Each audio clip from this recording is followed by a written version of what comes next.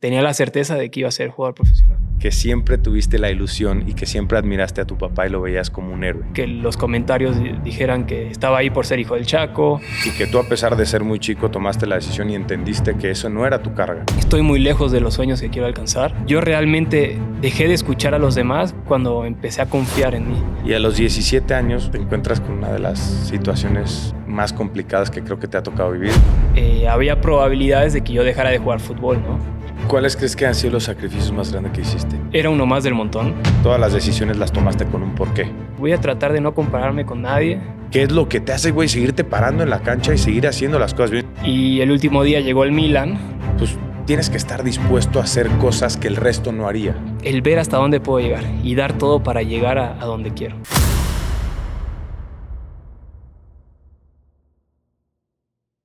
Hola a todos. El día de hoy tenemos un invitado que tenía mucha ilusión de poder platicar con él. Alguien que ha demostrado a lo largo de su vida, no solamente de su carrera, ser una persona resiliente, determinada, llena de valores y con una familia muy amorosa que le ha permitido luchar contra situaciones, me atrevería a decir, bastante difíciles. Tenemos a Santi Jiménez, nacido en Buenos Aires, Argentina, que se mudó a los 3 años a México, donde creciste en Veracruz, para después llegar a la Ciudad de México. Por ahí dicen las malas lenguas, Santi, que siempre tuviste la ilusión y que siempre admiraste a tu papá y lo veías como un héroe. Quiero saber qué tanto es cierto eso. Bueno, primero que nada, gracias por la invitación. Es un placer para mí estar aquí, compartir historias y sobre todo mi personalidad, lo que soy. Como bien dices, para mí mi padre es un héroe. Ha sido mi ejemplo a seguir desde que era niño, no solamente como jugador, sino también como persona. Y pues tampoco me quiero olvidar de mi mamá, ¿no? Mi mamá, que era la que, cuando mi papá estaba jugando, era la que me llevaba a entrenar, la que me llevaba a la escuela, la que realmente hacía todos los sacrificios para que hoy esté donde estoy. Pero creo que esa mancuerna de mi mamá y mi papá fueron mis grandes héroes y mis claros ejemplos. Cuando hablamos de todo esto y mencionaba un poco el inicio de tu vida, ¿no? Cuando naces ya ahí en Argentina, te vienes a México, todo esto, lo primero que me lleva a pensar, ¿tú eres consciente o tienes alguna memoria con respecto a la diferencia de culturas o no tuviste la oportunidad de percibirlo? Pues fíjate que yo crecí en la cultura mexicana, pero la realidad es que en casa era cultura argentina. ¿Creciste con mate? Claro, crecí con mate. Al final mi familia, todos son argentinos. Mis hermanas nacieron aquí, mis 2 hermanas, y pues yo llegué desde muy chico. Con mis amigos era cultura mexicana, en la escuela era cultura mexicana, mi vida era cultura mexicana, pero sí llegaba a casa y era cultura argentina. Entonces ahí ando medio mezclado. Pero bueno, me siento hoy en día más mexicano que argentino porque yo desde niño estoy aquí. Y es la verdad. Entendiendo esto, y quiero hacer un breve recap para después adentrarnos bien a los temas que tengo muchas ganas de platicar contigo, me gustaría que puedas compartirle a la gente un poquito de lo que ha sido tu trayectoria y tu vida hasta el día de hoy. Antes de tocar los temas que realmente a nuestra comunidad de valientes les interesa saber. Pues el recorrido, la verdad, no fue fácil. Obviamente, uno siendo hijo de un jugador, como lo era mi padre, tuve muchos cambios. Perdón. Pasé de vivir en Argentina a los 4 años, venir a México, a Veracruz, como bien decías, estar 1 año en Veracruz, venir a la Ciudad de México, estar 1 año en la Ciudad de México, ir a Pachuca, 4 años en Pachuca, otra vez Ciudad de México. Y la verdad fueron muchos cambios que uno como niño, por ahí lo único que puede hacer es seguir a sus padres y fue lo que me tocó hacer. Y yo creo que también por eso somos una familia muy unida, porque la realidad es que haces amigos en un lado y luego te vas y empiezas de cero. Entonces los únicos que tienes como tus aliados, como tus amigos, es la familia. Y obviamente pasando el tiempo vas haciendo nuevos amigos, pero pues ese fue el recorrido de mi niñez, muchos cambios. Y el sueño de ser futbolista en cualquier lado lo tenía presente y sabía que tenía la certeza de que iba a ser jugador profesional. Ahorita tocaste un tema que a mí me llama la atención y ahora sí empezamos a adentrarnos. Ser hijo de un jugador, que además, seamos sinceros, Chaco Jiménez no es cualquier jugador en México, es uno de los extranjeros que siempre añoramos tener en el fútbol mexicano, porque es de esos extranjeros que vienen, se entregan, viven apasionadamente y además lleno de muchísima calidad. A mí me tocó ir a verlo jugar cuando estaba en Tiburones. Claro. Yo iba a verlo, pues soy de Córdoba, Veracruz, y era el Chaco Jiménez, ¿me explico? Sí. Esto en algún momento se pudo sentir como una presión o se pudo sentir como una carga para ti, y sobre todo pensando en tus inicios, cuando tú empezabas a dar esos primeros pasos buscando tus sueños, no los de tu familia, tus sueños de ser futbolista profesional, pero sí con una historia que no todos tienen o no todos tenemos. Sí, bueno, por lo primero que dijiste, si algo yo admiro de mi padre es la pasión con la que hace las cosas, no solo jugando fútbol, sino si se mete algo, se mete de lleno y le encanta eso, entonces muy apasionado. Y segundo, la realidad es que yo siempre jugué por diversión al fútbol, pero llegó un punto cuando llegué a Cruz Azul y obviamente ya la prensa empezó a hablar de mí, y yo teniendo 15 años, obviamente que me afectaba, o sea, me afectaba el que los comentarios dijeran que estaba ahí por ser hijo del Chaco, que nunca iba a ser como mi papá, pues que apalancado, todo eso, ¿no? Todo lo que se escucha. Y ese proceso como a los 14, 15 años me afectó un poco hasta que al final empecé a darme cuenta del potencial que tenía y de lo que era como jugador. En categorías inferiores salí goleador muchas veces e incluso con categorías mayores. Entonces me dije a mí mismo, pues voy a hacer mi propia historia. Si me da, me da. Si no me da, no me da. Pero voy a tratar de no compararme con nadie. Voy a hacer mi propia historia y voy a empezar a trabajar para lograrlo. Y fue lo que hice. Obviamente, sí, con el apoyo de mi familia. Hoy te puedo decir que estoy muy lejos de los sueños que quiero alcanzar, pero voy en el camino perfecto. Escuchar eso es la verdad que muy bonito, porque al final yo veo dos cosas aquí. Uno, cómo fuiste capaz de quitarte, ¿sabes? Esa piel que te pusieron, no que tenías, esa piel que te pusieron o que te quisieron poner, y que tú, a pesar de ser muy chico, tomaste la decisión y entendiste que eso no era tu carga, que eso no era tu responsabilidad, que tú estabas aquí para ti y por ti. Y que lo puedo reflejar con aquellos niños jóvenes o adultos que tal vez están buscando lograr algo, pero que de repente la sociedad o su entorno les quiere imponer ciertos estereotipos o cosas que los limiten. Y después lo que hablabas, ¿no? Me imagino que esto que tú tienes y la tranquilidad, la claridad para verlo, tiene que ver con los valores que te inculcaron en casa desde un principio, más lo que después fuiste formando. ¿Qué valores crees que fueron los más importantes que pudiste adquirir de tu familia de núcleo, por decirlo? Pues no quiero involucrar los valores a nivel futbolístico, porque creo que los valores, como bien dices, es de casa y primero somos personas antes que jugadores. Y yo lo que siempre he aprendido es pues, tener los pies siempre sobre la tierra, ¿no? Tratar de ser siempre el mismo, no importa dónde estés, si estás abajo, si estás arriba, siempre ser el mismo, ayudar a los demás con respeto. Si algo, tú hablabas de los niños, que a veces la sociedad nos tacha de algo y tú como niño pues, no te queda otra que creer, ¿no? Sí. Pues yo sí algo les puedo aconsejar, y que fue algo que me funcionó a mí, que es la confianza en uno mismo. O sea, yo realmente dejé de escuchar a los demás cuando empecé a confiar en mí. cuando me empecé a dar cuenta de que puedo, de que soy capaz, fue cuando realmente dejé de escuchar al ambiente, a la sociedad. Entonces, bueno, eso obviamente se los recomiendo a todos, que nunca duden de sí mismos, que tengan mucha confianza en sí mismos y seguramente eso nada los va a parar, la sociedad ni nada.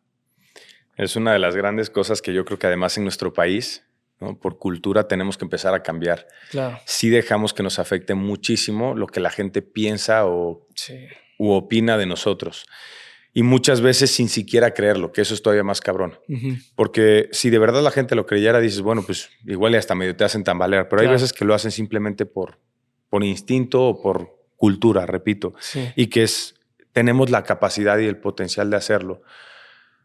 Santi, pasa esta etapa en Cruz Azul, empiezas a quitarte toda esta piel, empiezas a trazar tu propio camino, te das cuenta, te valoras, te reafirmas y a los 17 años te encuentras con una de las situaciones más complicadas que creo que te ha tocado vivir y capaz si me atrevo de más en decir que la más complicada. Totalmente. Te detectan, tuviste un par de cirugías de clavícula y corrígeme si estoy mal, ¿no? Una en cada lado. Una en la derecha y una en la izquierda. Se me fracturé la clavícula. Sí. Me operaron y me pusieron clavos en las dos, en ambas. Pero eso fue cuando yo tenía 14, 13 años. Y la otra fue cuando yo tenía 15. O sea, una y una. Una a los 13, una a los 15. Y después a los 17 me diagnosticaron un trombo en la vena clavial, que justamente era la que pasa abajo de la clavícula. Y obviamente no se sabe 100% la razón, pero pudo haber llegado a ser el clavo que me habían puesto ahí de la operación pasada, ¿no? Pues al final yo creo que esa fue para mí un antes y un después. Yo ahí nací de nuevo. Si te soy sincero, hoy volteo atrás y agradezco que me haya pasado eso. En el presente, en ese momento, no entendía el por qué. Yo me acuerdo, me senté con mi papá en el cuarto y los dos llorando, ¿no? Cuando me dijeron que una de las razones por la que nos sentamos ahí en el cuarto fue porque el doctor me había dicho que había probabilidades de que yo dejara de jugar fútbol, ¿no? Sí. Esto porque, obviamente, ya después de tener las 3 operaciones, porque tuve 3 operaciones en la clavícula, por la trombosis, digo, más las otras 2 de las operaciones de clavícula, me habían dicho que era probable que si el estudio salía mal después de esas 3 operaciones, que yo dejara de jugar fútbol porque hubiera tenido que tomar anticoagulantes de por vida, ¿no? Entonces ahí es como que sentí un vacío dentro de mí de que pues, mi sueño es ser jugador y ya no puedo hacerlo, o sea, ya no sé qué voy a hacer. Y esa misma noche que el doctor nos dijo eso, yo me senté con mi papá, me encerré en el cuarto y le digo, pa, ¿por qué a mí?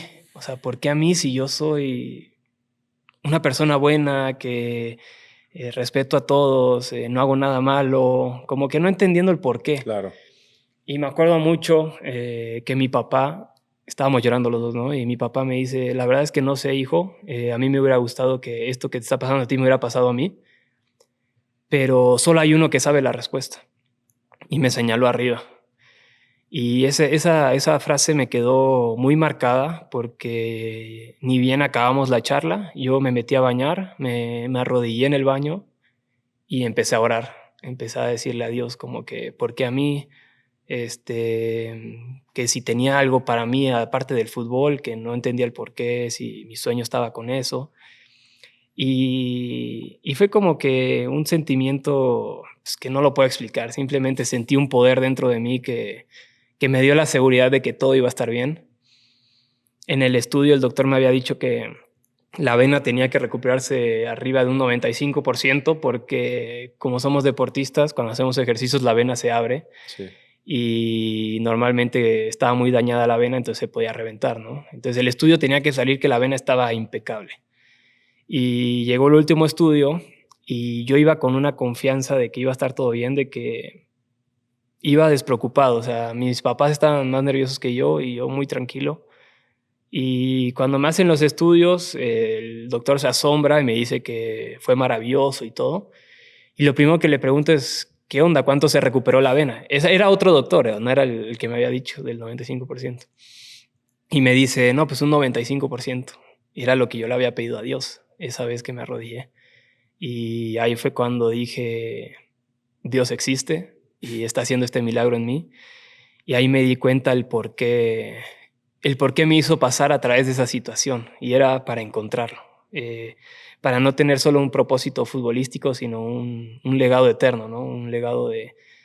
Al final, pues Dios me escogió para ser su guerrero en este mundo y así va a ser. Después de eso, como te digo, nací de nuevo, soy una persona totalmente diferente, veo las cosas totalmente diferente y hoy te puedo decir que todo lo que haga es para la gloria de Dios. O sea, no me quiero ni imaginar lo que se sintió en ese momento. Bueno, y fueron 6 meses, o sea, el proceso de las 3 operaciones, todos, era 6 meses sin hacer nada, en reposo total. Madre santa. Esperando a ver que me dieran el sí o no. Entonces era complicado. Te pregunto porque me genera mucha curiosidad. Cuando pasa ese momento, o sea, cuando tú estás llorando y dices genuinamente, yo no entendía el por qué para mí, por qué me estaba pasando esto a mí, si yo era una buena persona o soy una buena persona. Las cosas cuando no hacen sentido, yo creo que tenemos una tendencia en general, el ser humano, a reaccionar de cierta forma al miedo a lo desconocido, ¿no? Sí. O sea, no tener claridad de qué está pasando y qué puede pasar o qué va a pasar, Claro. Desata nuestros peores miedos. Totalmente. ¿Qué fue, o sea, qué sentimientos fueron los que más te pudieron haber llegado en ese momento? O sea, cuando estabas ahí sentado, porque no me imagino que hayan sido nada bonitos, ¿va? ¿Qué era lo que tú sentías?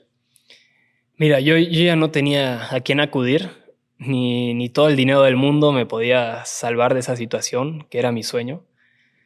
Entonces la única persona que yo pude acudir fue a Dios y fue el único que estuvo ahí para sacarme de esta, hizo el milagro.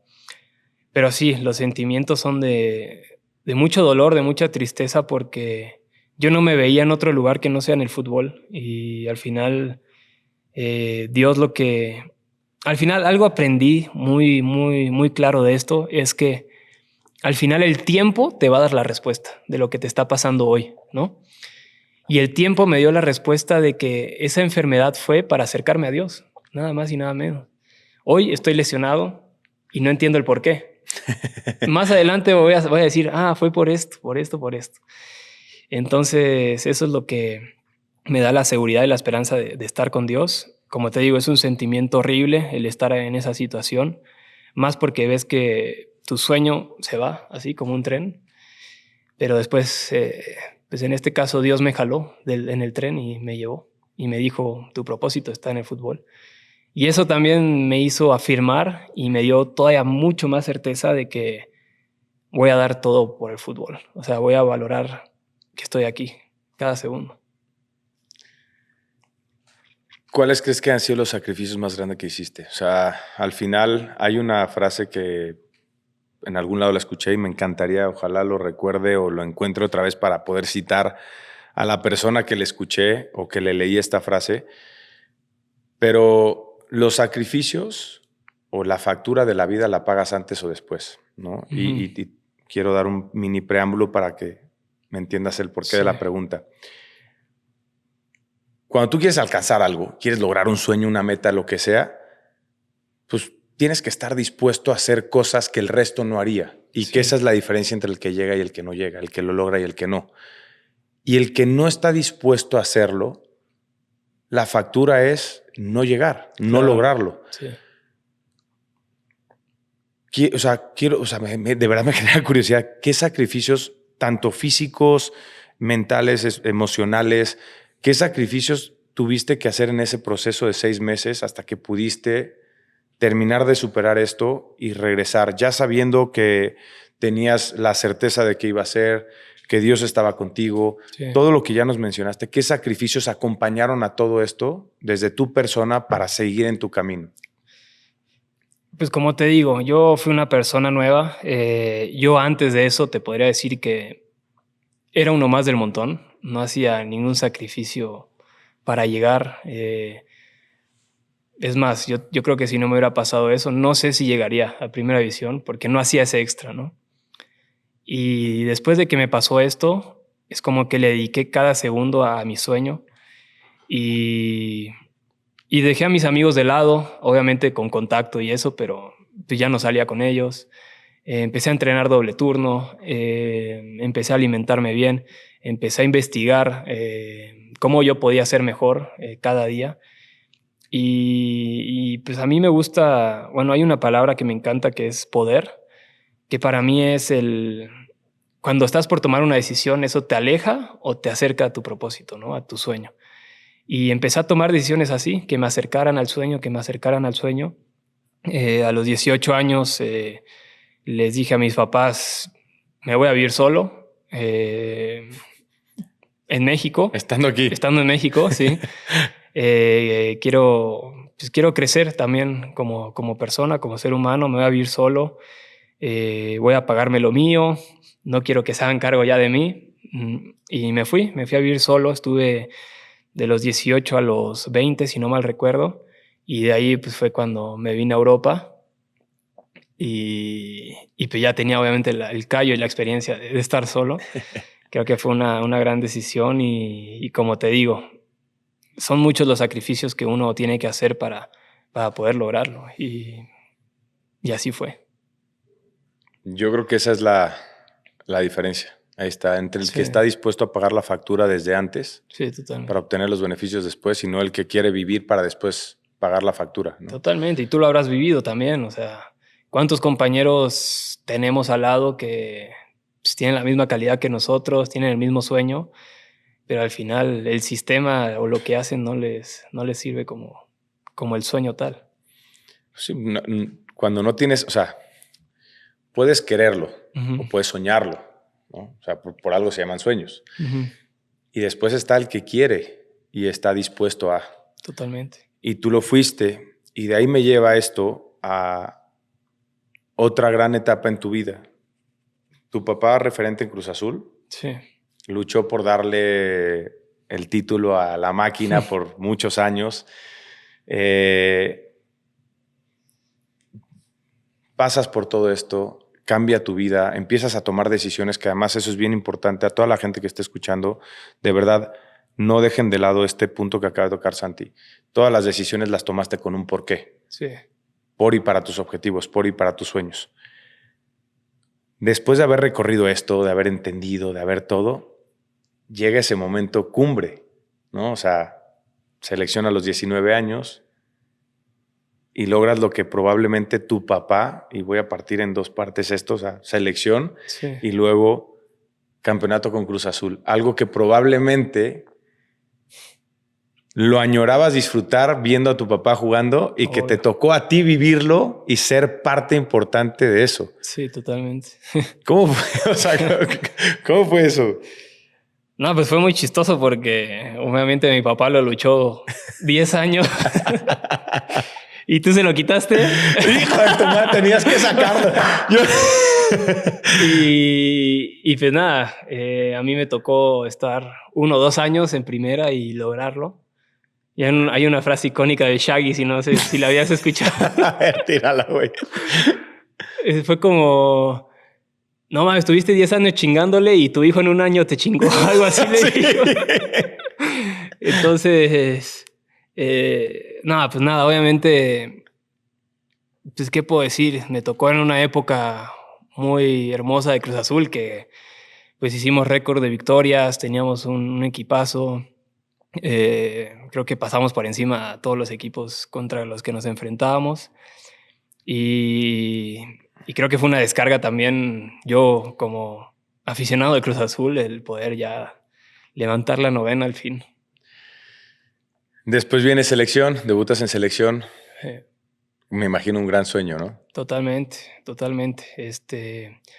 Por eso muchas veces piensan que yo le tengo rencor al Tata, porque no me llevó al Mundial, porque... No te conocen. No me conocen, pero al final el Tata confió en mí a los 19 años, cuando ni siquiera era titular indiscutible en Cruz Azul. Entonces estoy totalmente agradecido con él y la verdad al final son decisiones que hay que tomarse y se tomaron como se debían de tomar. Platiqué con alguien cercano a ti, que tengo buena relación, y me dijo que era increíble, y lo menciono ahora porque va justo a lo que acabas de decir del Tata. Me dice, nunca, te lo juro, lo he visto enojado. O sea, él tiene una manera de vivir la vida, de no tomarse las cosas personales, de siempre entender o buscar entender el por qué, no importa en el momento en que lo haga, pero tener claro que todo pasa por algo y le gusta entender, y en vez de enfocarse en la parte negativa, siempre está como buscando esa parte positiva y sobre todo lo que ya te mencionaba, la parte no personal, porque lo mencionas además ahorita con el Tata, ¿no? Cualquier otro, Sí. la típica, es que no me quiere, es que... Claro, y no, claro. y sin embargo lo tomaste de una manera diferente y creo que eso te hace tener una valía muchísimo más grande. Uh-huh. Pasas por esto y bueno, de hecho antes de que pasaras por esta decisión, viene otra gran decisión tuya. Y voy a aprovechar para mencionar aquí a Fer, Sí. tu esposa. Por cierto, no me invitaste a la boda, culero. Vamos a hacer otra, entonces. ¿Va a ser otra? Tama, No. ya me había emocionado, güey. No. Aparece Fer en tu vida y aparece de la mano un gran momento que es cumplir el sueño de ir a Europa. Totalmente. Primero preguntarte, ¿qué ha sido, Fer, para ti en tu vida? ¿Cómo ha sido este cambio de vivir solo a tu temprana edad, sí, a pasar a tener ahora tu familia? Sí, obvio. Pues nada, la verdad fue de un día a otro que la conocí. Y ¿Cómo la conociste, güey? Yo sí sé la historia, sí, pero probablemente haya gente que no la sepa. Es una historia muy rara porque literalmente... a ver, yo ya la seguía por Instagram, se me hacía alguien muy guapa. Sí. Y ella subió una historia jugando Call of Duty, ¿no? Y yo le reaccioné a la historia y le puse, pues juguemos. Era cuarentena, entonces no entrenábamos. Y empezamos a jugar ella, yo y 2 amigos más, ¿no? Y pues ahí sí empezó, estuvimos como literalmente un mes puro jugar y escuchándonos así. Hasta que un día pues le dije, oye, pues hay que vernos, ¿no? O sea, por más que sea COVID, hay que hacer algo. Y me dijo, vamos a patinar. ¿A patinar? Y pues sí, si bien nos conocimos en Call of Duty y nos medio ligábamos en Call of Duty porque ves que había como grafitis y así. Claro. Entonces yo le ponía como corazones y reaccionaba a los corazones así, sin vernos, güey, sin vernos, puro escuchar. Hasta que un punto ya le dije, hay que vernos. Y al final fuimos a patinar. Yo con mi patineta, yo patino y ella con patines. Y pues así nos conocimos. En cuarentena. Y nació el amor. Y nació el amor. Y de ahí ahorita 4 años y medio, ya casados. Y todo por un videojuego empezó. Para que vean que todo puede pasar en el mundo actual, ¿eh? Cómo ha cambiado la vida. Exactamente. Rotterdam. ¿Sí, no? Rotterdam. ¿O estoy loco? No, sí, es Rotterdam, la ciudad, ¿no? Rotterdam, sí. Llega el Feyenoord a tu vida. ¿Cómo fue tomar esa decisión? Pues fácil. Fue muy fácil y creo que fue la mejor decisión que pude haber tomado. Si bien se me complicó un poco al principio por el tema entre clubes, ¿no? Yo siempre tuve la disposición de querer ir, ni bien me hablaron. Pero también es un gran mérito, se lo doy a Víctor Velázquez, a Cruz Azul, que me dieron la oportunidad de ir, porque no tenían el por qué hacerlo y la verdad me dejaron volar, no me cortaron las alas. Y hoy me está yendo bien en Europa gracias a esa oportunidad que me dieron los 2 clubes. Y pues la ciudad, el club son hermosos. Desde el primer día que llegué me sentí como en familia. Es un club, no sé si lo conozcas, pero no, si lo llegas a conocer, es un club muy unido, es la mejor afición de Holanda, y no lo digo porque juego ahí, cualquier holandés te lo va a decir, de las mejores de Europa, y me han hecho sentir en casa, y también eso te hace motivarte y demostrar. Tienes la posibilidad, porque obviamente lo que hiciste en las primeras temporadas abrieron puertas, ¿no? O sea, abrieron inquietudes, abrieron curiosidades de otros clubes, de otras ligas, que ya eso es percepción de cada quien, si son mejores o peores o no. si era tu momento o no, eso el único que lo sabe eres tú. Pero me imagino, y por lo que te conozco y por lo que te escucho aquí, eres una persona sumamente ambiciosa y que tiene claro que quiere lograr grandes cosas. Y a ver, Feyenoord me parece un gran club, me parece un sitio, es una liga importante, la liga holandesa, Champions League, muchas cosas muy positivas, pero para los que seguimos el fútbol sabemos que hay más allá del Feyenoord, ¿no? O sea, hay cosas aún por escalar y que, sí, te digo, ya más o menos dándome una idea de tu personalidad más de cerca, estarás buscando cuando las cosas no se dan. ¿Cómo haces para mantenerte? ¿Sabes? Porque, y te lo digo ya esto a título personal, yo cuando escuché todas las posibilidades que había, supe que había unas que eran mucho más cercanas que otras o más reales que otras. Yo desde afuera digo, debe ser dificilísimo tener la oportunidad de seguir creciendo. Sí.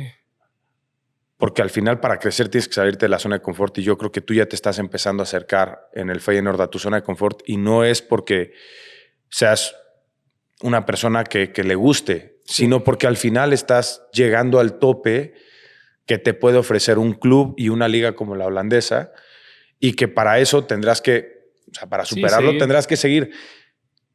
Yo me hubiera frustrado muchísimo, si no se hubiera podido concretar, la hubiera pasado muy mal. ¿Cómo lo viviste tú desde tu personalidad y qué es lo que te hace, güey, seguirte parando en la cancha y seguir haciendo las cosas bien? Sigues haciendo goles, sigues siendo figura, o sea, pareciera que a ti no te tambalea nada y que tú tienes tan clara la convicción de lograrlo que en vez de perder el tiempo enfocándote en lo otro, sigues 100% determinado en lo que quieres hacer. No, totalmente. A ver, desde el primer año, gracias a Dios, me tocó hacer muchos goles con el Feyenoord. Nos tocó un equipazo, llegamos a cuartos de final de Europa League, campeones de liga. La verdad, esos cuartos de final de Europa League lo perdimos en el último minuto, si no nos estábamos metiendo a semifinales. Y la verdad nadie esperaba eso de nosotros. Entonces también muchos equipos voltearon a ver. Y desde el primer año yo tuve posibilidades de salir, pero decidimos que la mejor opción era quedarnos y seguir creciendo porque si bien el primer año fue fundamental en el tema futbolístico, la realidad es que solo jugué 6 meses de titular. Entonces hubiera sido un brinco demasiado acelerado, demasiado rápido y para el propósito y el sueño que tengo creo que hubiera sido pues no los pasos ideales, ¿no? Al final, el segundo año tuve mejores estadísticas que el primer año. Sí. La gente y los medios hicieron creer que no, pero la realidad es que pues, las estadísticas ahí están. Y también hubo intereses, que fue este mercado. La verdad es que pues el Nottingham Forest, te lo hablo así claro y puntual porque ya todo el mundo lo sabe. Sí. El Nottingham Forest mandó oferta al Feyenoord. El Feyenoord, la verdad, no le disgustaba la idea y me dijeron, pues, ¿qué quieres hacer? Y yo obviamente tenía otros clubes como que diciéndome que iban a mandar una oferta. Entonces yo estaba entre, pues, puede ser que sí con pero me pierdo a los otros dos, o puede decir que no, pero puedo ir a aquellos o no. Entonces, pues al final decidí decir que no. Creo que me esperé para ver qué pasaba en los siguientes días. Después, pues veía que no pasaba nada. Y como tú dices, a ver, somos seres humanos y pues sí tambaleas un poco, ¿no? Es claro. Como que estás esperando a ver qué pasa. Yo sinceramente creía, como un ser humano normal, que ese era el paso perfecto, 2 años, ya ganando todo, Copa, Liga, Supercopa, saltar a otro club, ¿no? Y el último día llegó el Milan y fue como que obviamente llegó con la mitad del dinero que había puesto el Nottingham y el club me dijo, pues no, o sea... Tú no quisiste, ahora nos no te vas. Nos quitaste una gran oportunidad de ingreso, pues ahora nosotros decimos que no. Obviamente no con mala leche, nada de eso. obviamente viendo ellos los intereses del club, y lo entiendo perfecto. Entonces no se dio lo del Milan y me tocó quedarme. Y después es lo que te digo, he pasado tantas situaciones así que aprendí a confiar ciegamente en Dios y en su camino. Y hoy sigo con las mismas ganas, con la misma energía, por lo mismo, porque sé que Dios me tiene ahí por algo. El Milan nada más, ¿eh? Bueno, hubiera sido algo hermoso. O sea, Algo que cuando te me la mano. llamaron fue, wow. Sí, Esperemos que pronto se dé dar un paso a donde tú quieres.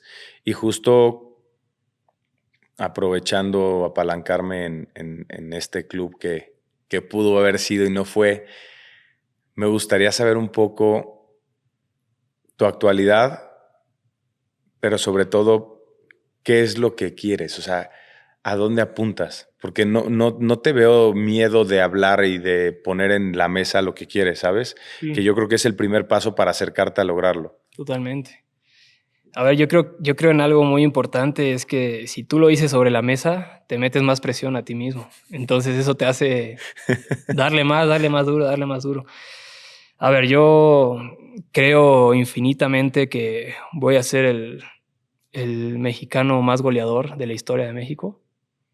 Creo que voy a llegar voy a hacer todo lo posible para ver hasta dónde puedo llegar.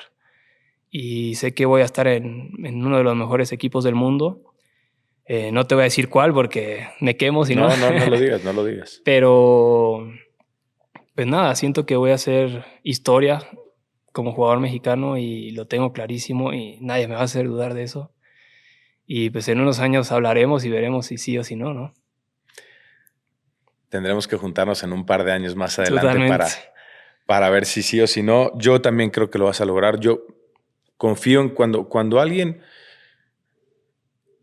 no solamente, porque no es la confianza, o sea, después hay que, insisto, son varios factores y quiero recapitular un poco lo que hemos platicado hasta ahora. Es soñar, ser capaz de creer en ti, de confiar en lo que puedes hacer, de estar dispuesto a hacer los sacrificios necesarios para poder lograrlo y, digamos, hacer todo lo posible para merecerlo. Sí, Y después la vida dirá si está en tu camino o no está en tu camino. totalmente. ¿Algo que creas que falta agregar en esa formulita que te digo? Pues el impulso de mi familia, Ok. de mi esposa. ¿Dónde lo pondrías? Yo creo que como primer lugar, ¿eh? ¿Sí? Bueno, sí, entre top 3 fácil. Creo que si tienes una familia que en vez de empujarte te jala un poco, es muy complicado. Y a mí están todo el tiempo empujándome, empujándome. Ellos ya saben los sueños que tengo y no van a dejar de empujarme hasta que los logre. Si me ven comiendo una dona, hey, ¿qué haces? ¿Me entiendes? Y obviamente ahí yo digo, espérate, tantito. Déjame apapacho, Sí, ¿no? tranquilo, un poquito para la mente. No, pero obviamente eso de broma, ¿no? Pero es un claro ejemplo de que mi familia siempre va a estar ahí empujándome. Tengo la certeza de que, a ver, mi lema de vida es ser ejemplo de que con Dios todo es posible. Todo es posible y no me voy a poner límites, ni mucho menos. Quiero entregar todo para ver hasta dónde puedo llegar, hasta dónde puedo dar. Si no me da, después, pues bueno, no me voy a reprochar nada. Y es lo que quiero, es lo que más deseo, el ver hasta dónde puedo llegar y dar todo para llegar a donde quiero. Al final ese es mi lema. Y me parece sumamente interesante, de verdad. O sea, de verdad, mis respetos para lo que has hecho, para lo que quieres lograr, el cómo lo vas trabajando, Ujú, ¿no? Y eso es bien importante. De repente menospreciamos el entorno. ujú. Creemos que el entorno no influye y si yo estoy convencido que voy a lograrlo, no. Si la gente que está a tu lado no es capaz de también hasta cierto punto creer que tú puedes lograr esos sueños, Sí, sus miedos van hablando durante el camino, ¿no? sí, obvio. Y yo creo que si hay alguien a quienes escuchamos es a nuestra gente cercana, ¿no? O sea, Totalmente. si yo te digo, Santi, no digas jaladas, güey, no vas a llegar al mejor equipo del mundo o al top 3 de los mejores equipos del mundo, te va a valer Sí, madre, güey. sí, obvio. Pero si te lo dice tu mamá o te lo dice tu papá o te lo dice Fer, Influye mucho. influye mucho, güey. Entonces, de repente, sí hay que ser muy cautelosos, y yo creo que por eso muchas veces hay gente muy inteligente que siempre dice, pues mantén tus sueños privados, ¿no? O sea, quédatelos para ti. Pero yo creo que cuando estás con la gente correcta alrededor y los compartes, no solamente los estás compartiendo, los estás potenciando, porque esa gente, lo que dices, ¿no? No te comas esa dona entre broma y broma. Sí. O no te desveles, güey, ¿no? O sea, hoy no. Habrá otro día para que lo hagas, porque para todo hay tiempo. Y sí juegan un rol sumamente importante, y pasando y retomando otra vez el poder tuyo, y con esto vamos a cerrar este episodio. Santi Jiménez el día de hoy puede regresar el tiempo y puede acompañar en el baño a ese Santi Jiménez que se arrodilló y quería entender el porqué y pidió a Dios entender no solamente por qué estaba pasando eso, sino cuál era su rumbo, ¿no? Y a dónde tenía que dirigirse. Si tú pudieras estar hoy en ese baño con esa versión tuya, ¿qué le dirías? Uf, qué buena pregunta. Nunca me la había preguntado. Pues, ¿qué le diría? Pues le diría que crea y que confíe en Dios, eso. Nada más y eso, que confíe en Dios. Creo que eso en ese momento me hubiera dado una tranquilidad enorme en ese momento. Y hoy sigo pensando lo mismo, que pase lo que pase, voy a confiar en Dios y hoy te lo dije enfrente de cámaras, voy a ser el mejor goleador de la historia de México. Así de fácil y así lo creo. Santi, no pares. La vida está hecha para los locos que se atreven a soñar, que se atreven a salirse de la caja. Son locos porque la gente no es capaz de entender qué es lo que los mueve, cómo lo hacen, ¿no? Y eso muchas veces da miedo. Y yo creo que tú transpiras e irradias esa seguridad, esa certeza que seguramente a muchos les causa un conflicto, y que no es por nada malo, sino porque da miedo, ¿no? Cuando ves a alguien tan convencido, y a otros los ilusiona y a otros los emociona. Quiero darte las gracias por compartir el día de hoy con nosotros, por abrirte a platicar de el ser humano que está dentro de ese uniforme de fútbol que millones de niños y millones de personas admiramos, y que estamos expectantes y acompañándote porque deseamos de corazón que puedas lograr todos tus sueños, porque de alguna u otra forma ver a alguien que los logra nos transmite eso que tú decías, ¿no? Que todo es posible. Claro. Para ti es Dios, para otras personas serán otros motivos, otras fuerzas las que los muevan. Gracias, y sobre todo me ilusiona mucho pensar que eres parte de esta bonita comunidad que nosotros la llamamos We Are Brave, porque efectivamente nosotros somos valientes. Claro.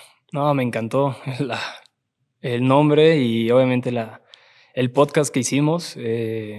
Hablaste algo muy importante, que pues a veces tachamos a la gente por locos, y hay una frase de Steve Jobs que dice que los que están tan locos para creer que pueden cambiar el mundo son los que lo cambian. Y yo no solo tengo un propósito futbolístico, sino tengo un propósito eterno que me ha dado Dios, porque creo que al final este mundo se trata de ayudar a los demás, y no solo veo por mí, también veo por todos los jóvenes también que están siguiendo estos pasos, y que yo pueda ser un ejemplo, y que mi ejemplo sea Dios. Creo que eso es lo que más me mueve a mí, el poder ser un ejemplo de que con Dios todo es posible. Eso es lo único que me mueve en esta vida. Qué chingón. Pues hermano, gracias en verdad. Gracias, muchas gracias.